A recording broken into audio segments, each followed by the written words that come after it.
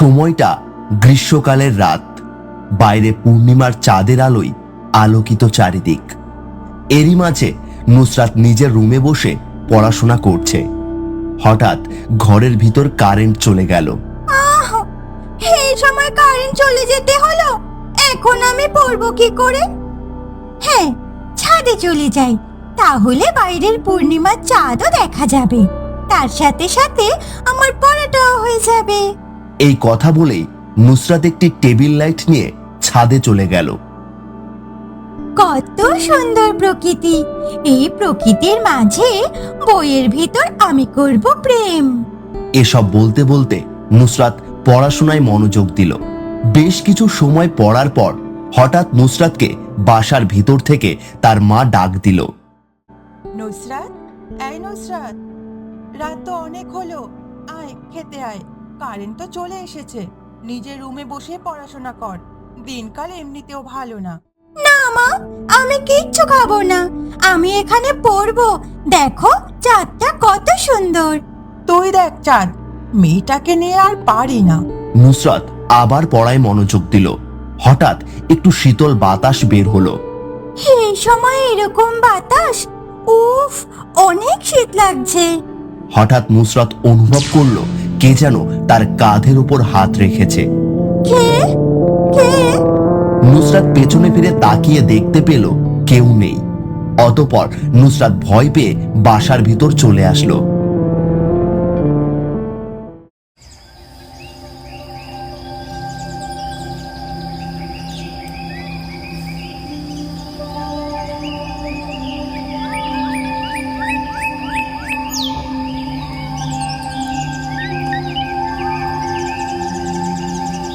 পরের দিন সকালে নুসরাতের মা নুসরাতকে ডাকতে শুরু করলো। নুসরাত, ও নুসরাত, অনেক তো বেলা হলো, ওঠ। কিন্তু নুসরাতের কোনো সাড়া শব্দ পাওয়া গেল না।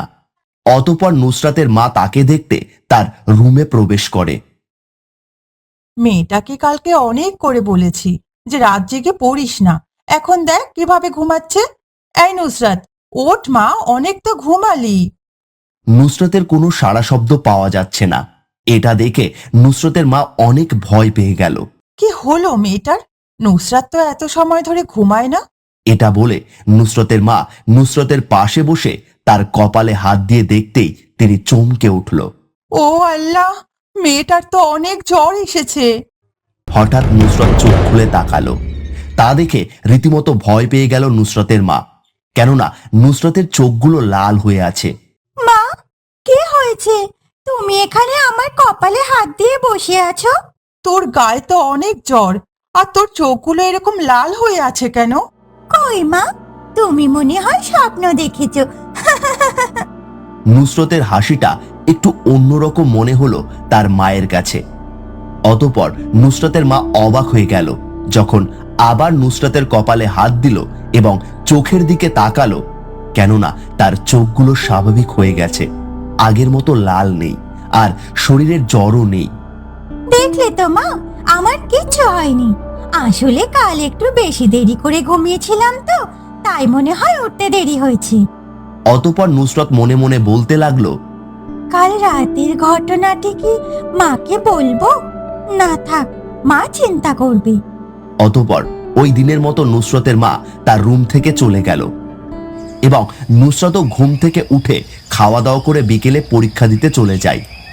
এরপর থেকে নুসরতের সাথে আর কোনো কিছু ঘটেনি। 1 মাস পর তাদের বাসায় তার দাদি আসলো। এই নুসরাত, কই গেলি? দেখ তো কে এলো। দেখছি মা। অতঃপর নুসরাত দরজাটি খুলে দেখতে পেল তার দাদি এসেছে। দাদি, তুমি এতদিন পর আমাদের বাড়িতে? নুসরাত ও তার মা রহিমা তার নুসরতের বাবা মারা যাওয়ার পর থেকেই শহরে থাকে, আর নুসরতের দাদি তাদের গ্রামে থাকে। হ্যাঁ নাতনি, তোমাকে দেখতে এসেছি। অনেক দিন তো তোমাকে দেখিনি। তুমি তো আমার কথা ভুলে গিয়েছো, তাই তোমাকে দেখতে এসেছি। কি যে বলো দাদি, আমি তো ভাবছি কিছুদিন পর যাব।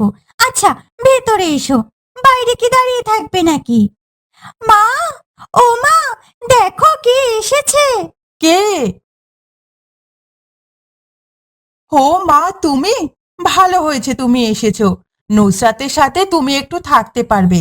একা একা থাকতে থাকতে মেয়েটা কেমন যেন হয়ে যাচ্ছে। কি বলো মা তুমি এসব? ঠিকই তো বলেছে। তুই আগে থেকে কত শুকিয়ে গেছিস। এভাবে সকাল এবং দুপুর কেটে গেল।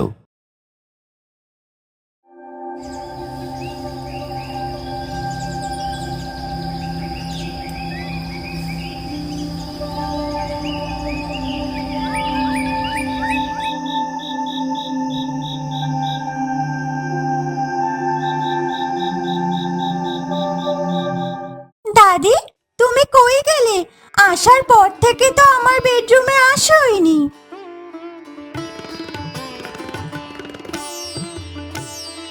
আসলে আমি একটু বাথরুমে গিয়েছিলাম।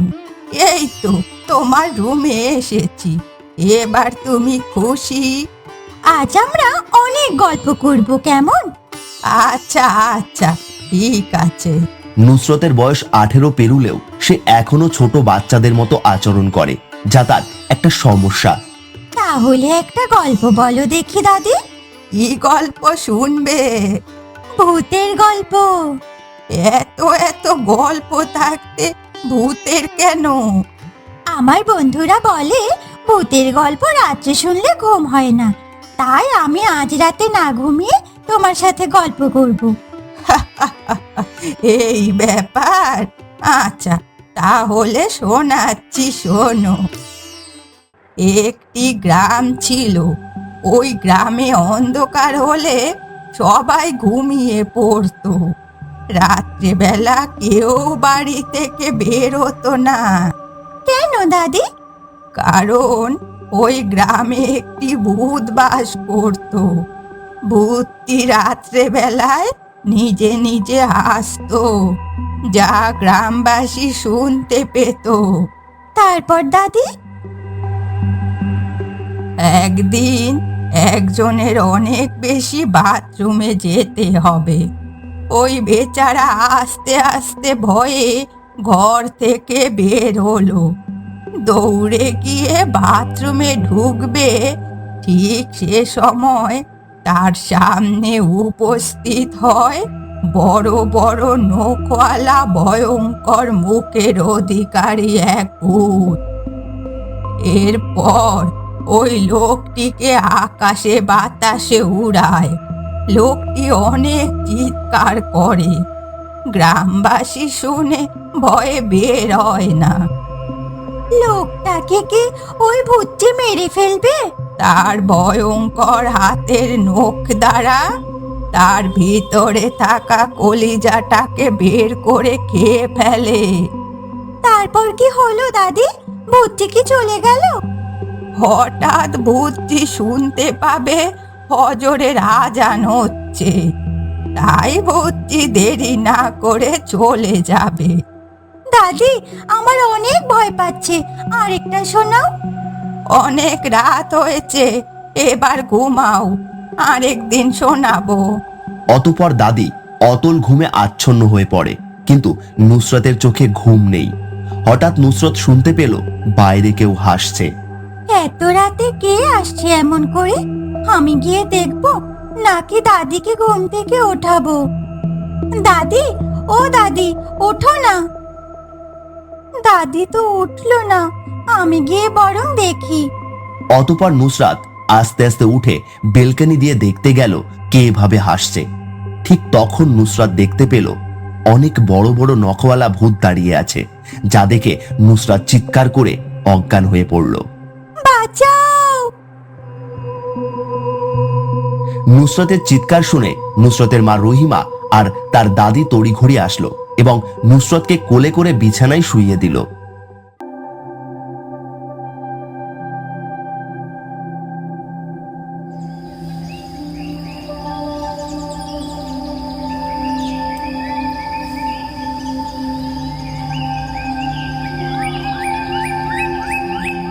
পরের দিন সকালে নুসরতের ঘুম ভেঙে সে দেখতে পেল ও বিছানায় শুয়ে আছে। মা, দাদি, ভূত!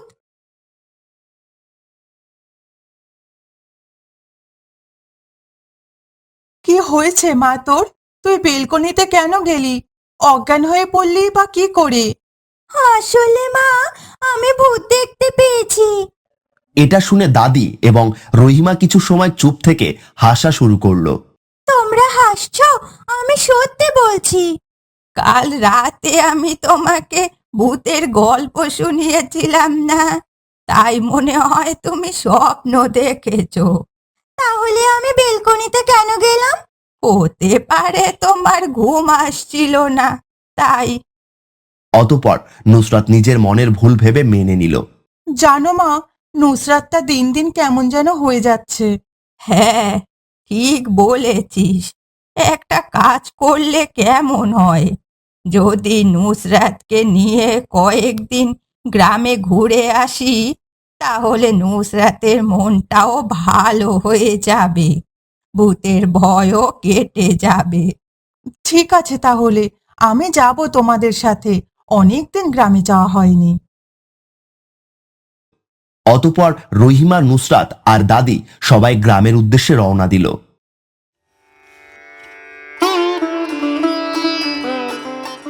দাদি, এটা তোমাদের গ্রাম?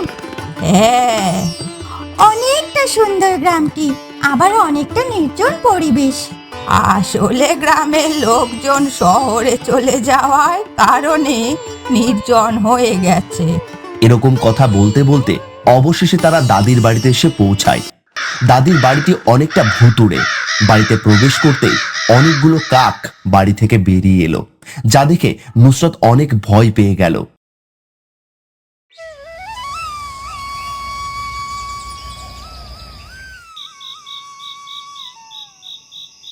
রাত্রিবেলা রহিমা, দাদি ও নুসরাত শুয়ে আছে। আজ একটা গল্প বলো দাদি। না, কাল কি হয়েছিল মনে নেই নুসরাত? আজ তুমি আবার শুনতে চাচ্ছ?